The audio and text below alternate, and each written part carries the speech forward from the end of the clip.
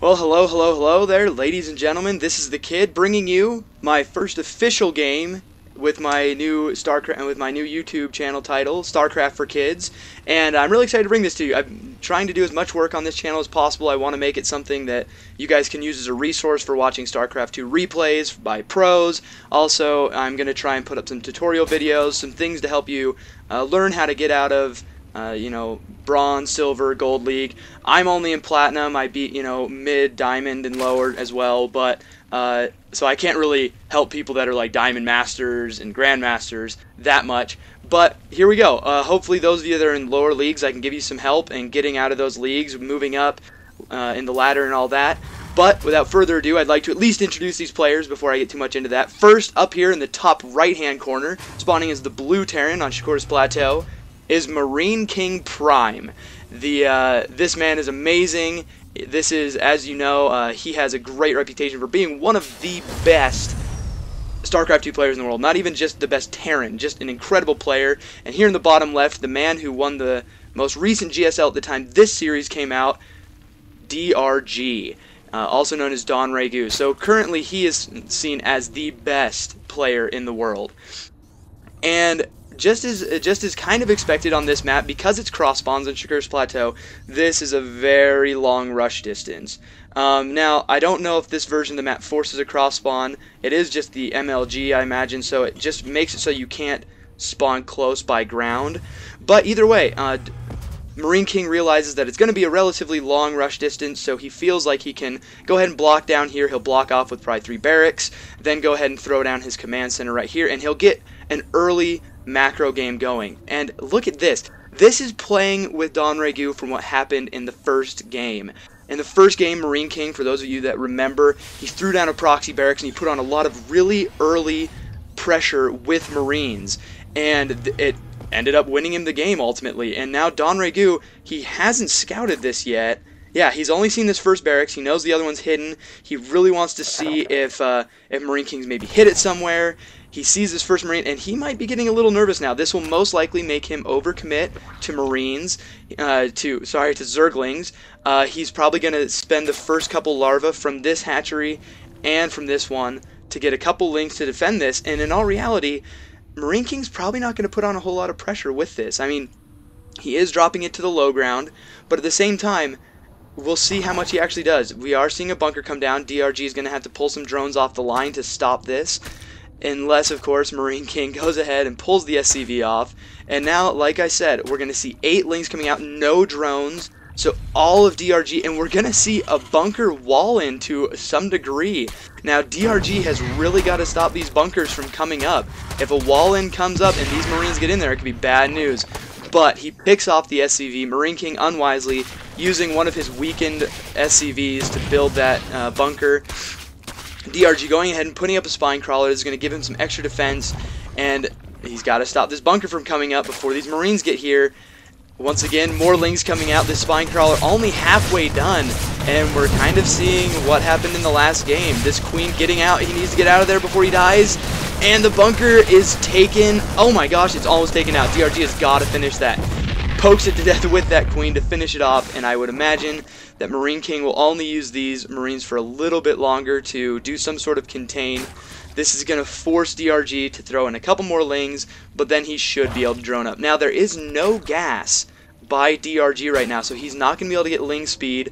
That means that Marine King is going to be able to kite with these Marines very well. It's going to be a hard time for these lings to get a surround, unless for some ridiculous reason Marine King puts them on the creep, but I don't see him doing that. He's smarter than that.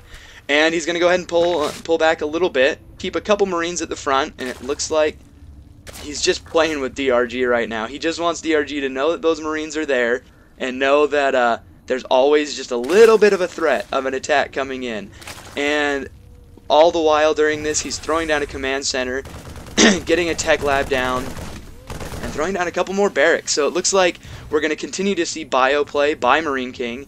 Now, once again, he hasn't completely walled this off, so in all reality, if DRG wanted to, if he could get, if he had speed right now, which he doesn't, he could do probably a pretty good swell of lings, take off around these Marines, and do some pretty good damage.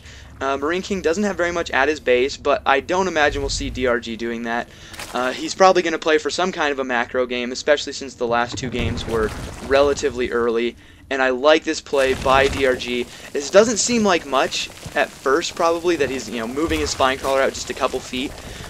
But at the same time, putting it this close to this ramp, those Marines are not going to be able to get vision of it quite as early, so the spine crawler is going to get those hits off a lot faster and be able to do damage before the Marines can. But it doesn't matter that much. Marine King pulling back and just going for huge Marines, going ahead and getting stim pack. And we'll see if he doesn't mix some siege tanks in here. This usually, if he was just going for purely a Marine build or a bio build, we might even see this factory floating out, doing a little bit of scouting itself. But he's putting a reactor on it. This might just be. He might even go for some Hellions, which would be an interesting play. But yeah, I guess now we're sort of going into a macro game. Both players, back at their bases. DRG scouting out a little bit with these lings. He's finally got speed on the way. It's a little late, but he did get a lot of minerals during that whole time. Go ahead, and he's moving up to Lair Tech. This will give him the ability to go ahead and throw out some mutas, and he'll have a good chunk of gas by the time his spire forms. And there we go, there's the spire. This is going to be used purely for harassment, especially with all these Marines. Most likely DRG will only get a handful of mutas and then probably switch to infestors whenever he sees how many Marines are on the field. But at this point, he does have the ability to keep map control if he wants to, and the factory being used to throw down add-ons for these barracks, and it's going to be used for these medvacs. Probably going to see some drops at some point during the game. This is a great map for it because of this entrance right here. Terran love to use all of this area right here because it's so hard for people to scout it out. I mean, overlords can do it, but you need a lot of overlords to cover this whole area of the map and make sure that people, that you're not going to get dropped on. And here we go. 2 full medvacs of Marines. These Marines are going to be... They're not going to have any upgrades necessarily by the time they get there, but it's going to, and it looks like DRG definitely expecting this. He knows what it's like to play against Terran.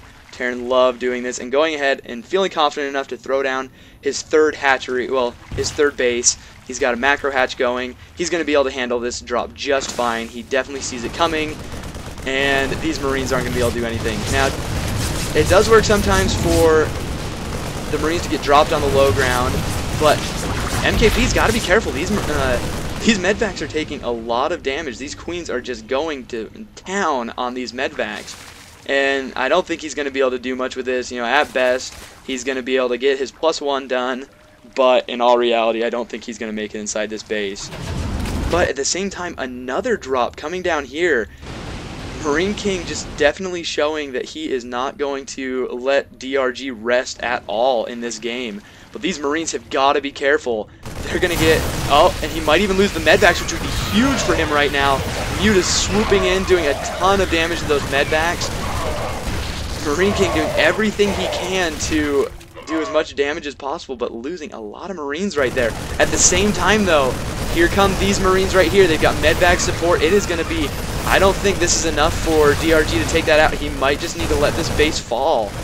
And a good counterattack by Marine King, just making sure that he's always trying to keep those mutas at DRG's base. He doesn't want them to be able to fly around and be a huge nuisance to mineral lines. And this is going to be bad. I feel like DRG has to get out Banelings as quickly as possible. He's definitely heavily oversaturated here, getting Baneling speed and going ahead and giving +1/+1 to those Banelings because he needs some kind of splash damage to deal with all these Marines. Marines with medvacs are so hard to deal with as Zerg. You have to have infestors, you have to have, Banelings, something like that that can take out a lot of them at once.